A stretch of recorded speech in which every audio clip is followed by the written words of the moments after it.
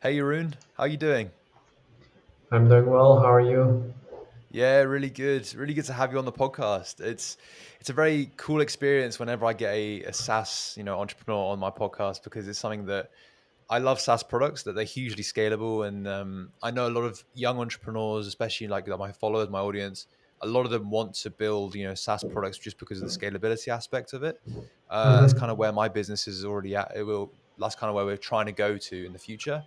Um, So yeah, massively like having, thankful for you to come on. And I think it'll be amazing for you to give a guiding hand to a lot of young people who want to, go into that space because your company Salesflare has really grown in the last, few months or, the last like since you started it, right? Yeah, the last few months were a bit less, but for instance, the beginning of the year we had massive growth. So, but yeah, we've come to from zero. Let's say 6 years ago, we still had zero customers, to now more than 2,000 companies using our software actively. It's not, let's say, you're saying SaaS companies are scalable, and that's indeed the whole premise, and that's why it's so interesting and so cool also because you build something and you can immediately bring it to a lot of people. You can help a lot of people without too much effort if you set it up well, at least.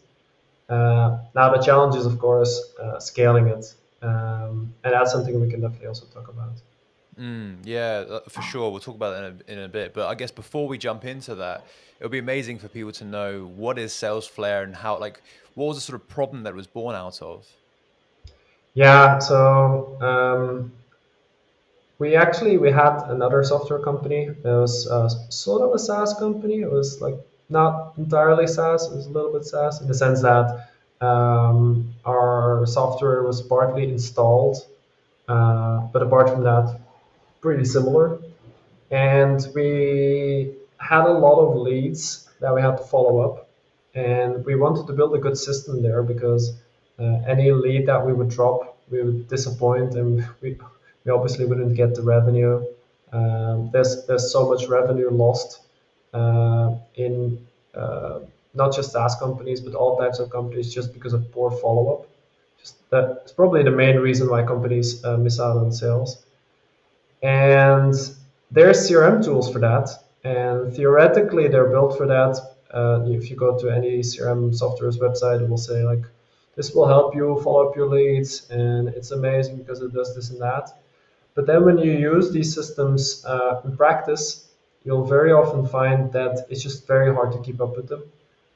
They come with the expectation that you're going to fill them out manually all the time. Like every little thing you do needs to go in there. Every little piece of information you see somewhere, you put in there. And if you do that constantly and diligently, almost like a data input robot, you will have the information to organize your sales.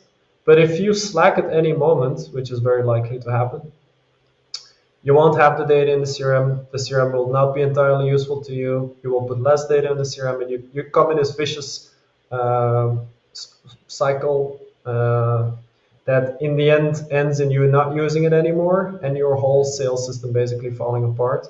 And we were in that place. We tried a bunch of different systems.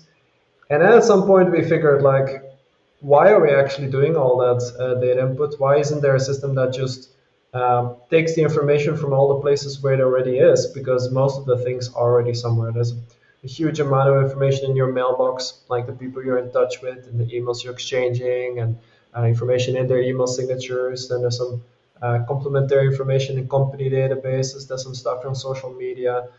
There's the meetings are in your calendar, the calls are in your phone. You can connect like some email tracking and web tracking, and without any effort, you can have all the information needed to do your sales follow up. Still, we were inputting it manually.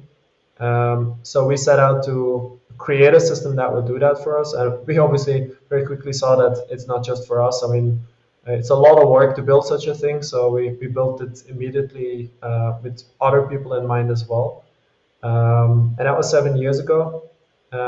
We've been building on that now for quite a while, getting customers on the platform, working with them, making it easier to use. because in the very beginning it was very automated and all that. But we sort of didn't really understand how people were going to use it. But then when you see people using it, you start seeing like how actually all that automation can come together and also become a very easy to use, simple platform. Mm. Because that's in the end something like that boosts your sales. If the thing is super automated but still difficult, then nobody's going to use it in the end either. Mm. So the very, I guess, granular is that it automates the input of the clients, of the leads, and all of that stuff. Yeah, so I don't think you will at some point there was one system that did a similar thing, um, but at this moment I think we're the only system that is really built from the ground up to automate this kind of things. Like what you'll see in most CRMs nowadays is that in their sort of in the essence manual data input systems, there is also some option to synchronize in things left and right, which will make it easier for you. But they're never set up from with the intention of like the standard but is automated data input, and if you want you can also do manual stuff and keep control obviously of your data. Mm. So I guess the product, the service was born out of your own problem of actually trying to maintain your CRM, maintain your funnel for your other business, and that's so cool that you discovered that problem individually and then kind of built a service, built a product around that.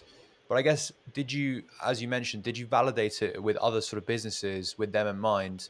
And I guess when did you kind of make that switch of let's build this product just for us, or let's build it for us and everyone else? um, First of all, we immediately saw it was something bigger than just for us. I don't think otherwise we would have started. I mean, it would have been fun, but we'd like to focus a bit also. Um, and then at the beginning, we sort of set out our mission. We made this brief investment deck. We made a prototype, and we started presenting to different potential customers and potential investors. Um, but that was a bit, let's say, presumptuous. Having sales conversations is not the best idea because they start asking you questions. The better thing is, and that's something we did a few months later, we took a few steps back and we actually started asking questions. So we would organize customer interviews.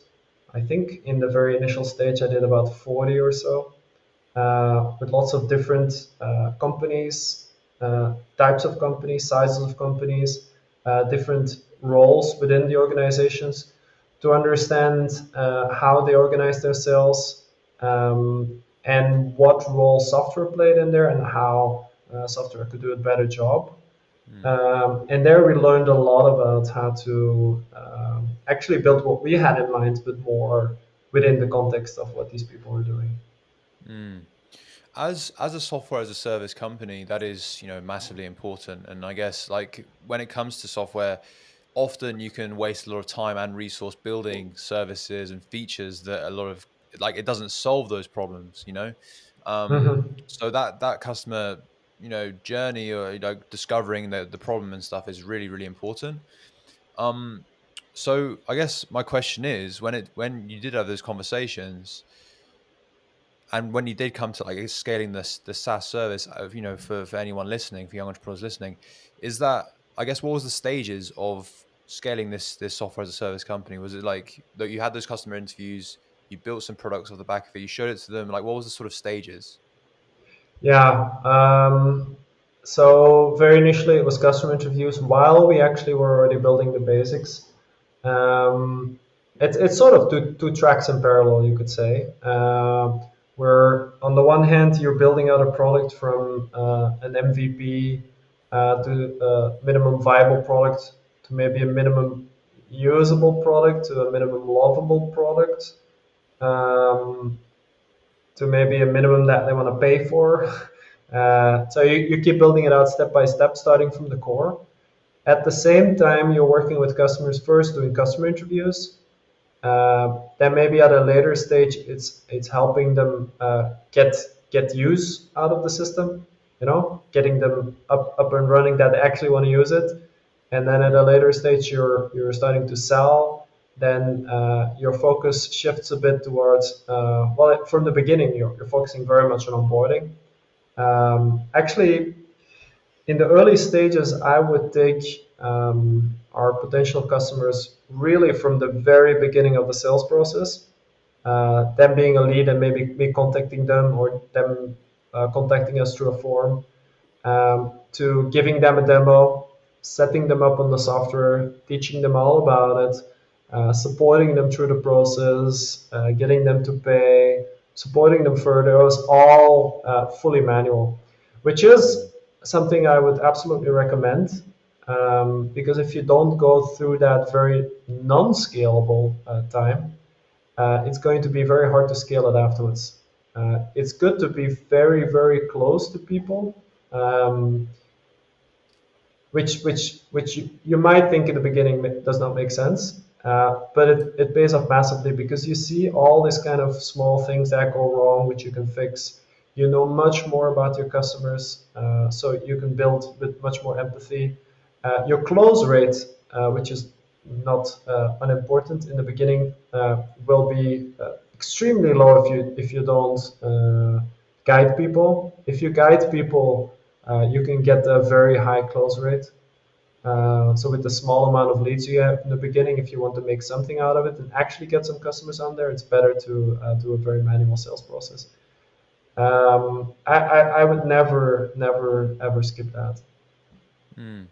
That's really interesting how you said that. I think a lot of people, they when they start building, they build like the end product, and they want all these shiny features. They want all the, I guess, all the automation that will eventually come in the end process. But it's really important to get that sort of really close, close relationship with your customer when they're first using it.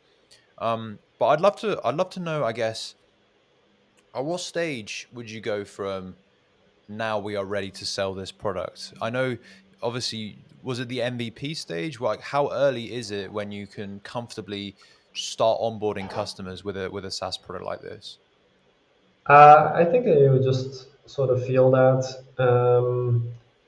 Like I said, the first is the stage that you get people to actually use it, see the value, put their time in it, make sure that they do something with it. If you're not at that stage yet, you can try selling, but it's going to fail miserably. It's not the thing to focus on.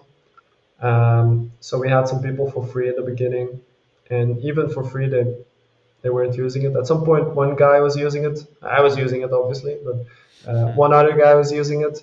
I'm like, yes, one guy, and then some other guy. Ooh, let's keep going. And then at some point, you start feeling like, okay, we're now close to a point where we can sell it. And for us, it's a CRM, so it needs to do a lot of stuff. That point is pretty Yeah. far. Um, we then got one customer interested. We just felt that they wanted to pay for it. They knew that they were an early customer. They didn't know they were the first one, uh, but they gave us some sort of demands, things they wanted to see for them to trust it and to go further with it. We did a part of these things. They came on board, and from there, we started feeling like, okay, this is something we can sell now, and we actually started doing that. It was very, very guided in the beginning. We didn't do any self-guided onboarding or something. People would fill out a form on the site, and then I would get in touch with them, and we would go through the whole thing. Um, Now at this moment, we maybe put a booking form on the site. I think instead of a form, that would be a better idea. So they can. We have a moment that we immediately run through the platform and we go from there. Mm, And it's only at a later point, and it's a choice you have to make, of course, depending on whether you're selling to SMBs or enterprises. If you feel that you can get more people to use your product if you let it go and actually have a trial on the site and then have them go through it, then you do that. If you're selling to enterprises, that might not make sense. Then mm, maybe People in enterprises, they're not very likely to do a trial, and you're much better when if you can do some heavy guiding there. So then you maybe just keep it at a form and or a booking thing, and go from there. Mm. The thing with the CRM, and like this goes for a lot of other software as a service companies, where I mean, I guess people who see problems with those existing services obviously want to innovate in that space.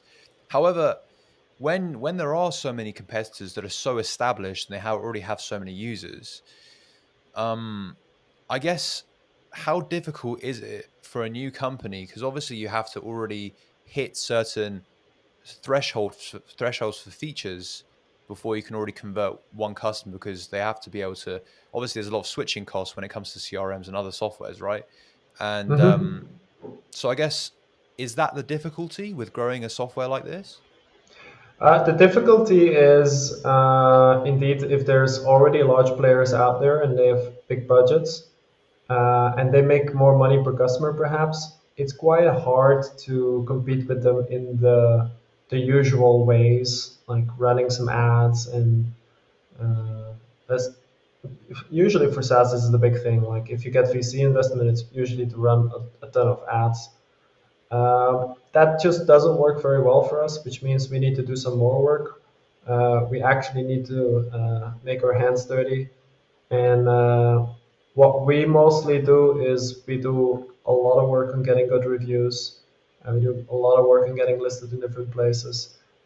We work on getting really qualitative content marketing out there, so that it ranks better. We get on podcasts like this one to get the word out there. Many of these things are not extremely scalable, but if we do the work there, we see that we can keep improving how many people know about Salesflare. We can get that brand going further and further, and we can build up that traffic. And like I said, it's not easy, but it's possible. Yeah, yeah. Well, I think we have to end it there, Jeroen, because yeah, we are slightly short on time. So thank you so much for joining me on the podcast. It was such a pleasure talking all things SaaS, CRM. How can people stay in touch with you and stay in touch with Salesflare in the future? Yeah, if you want to learn more about Salesflare, it's just salesflare.com. So, and Flare is with Flare. You can follow our blog. You can check out our product. You can read about our product. If you want to check out the product, by the way, you don't even need to create an account. Just click try it free, and you'll get a walkthrough. And then at the end, if you like it, you can connect your emails and start an account. And if you want to get in touch with me, LinkedIn is probably the best place. There's only one person with my name, Jeroen Corthout, if you can type it. So just type that into LinkedIn. You'll probably see it on the title of this episode. And then send me a connection request. Do include a personal message, please, because if you don't, I will just assume it's spam like all of the other connection requests I get. Hmm. But if you do include a personal message, I'll certainly get in touch with you and we can have a chat. Great. Thank you so much, Jeroen. And yeah, we'll chat soon. Cheers. Thank you so much.